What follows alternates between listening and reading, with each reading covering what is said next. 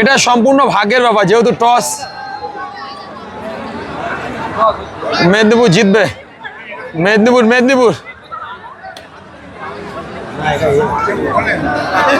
মেদিনীপুর না জিতলে মনটা আমাদের খুব খারাপ হয়ে যাবে।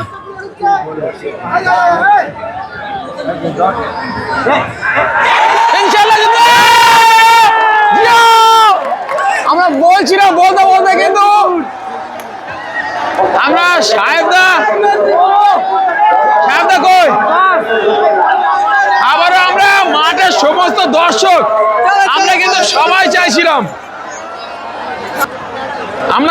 চাইছিলাম যে এজুলার মেদিনীপুর জিতুক, এটা সিরিয়াস কিন্তু, আর সেটাই হলো। যাই হোক, ভীষণ ভীষণ খুশি আমি। আর আমার খুব প্রিয় মানুষ, খুব পছন্দের, একদম আমার কি বলবো দাদা হয় আমার, অনেকদিন পর দেখা।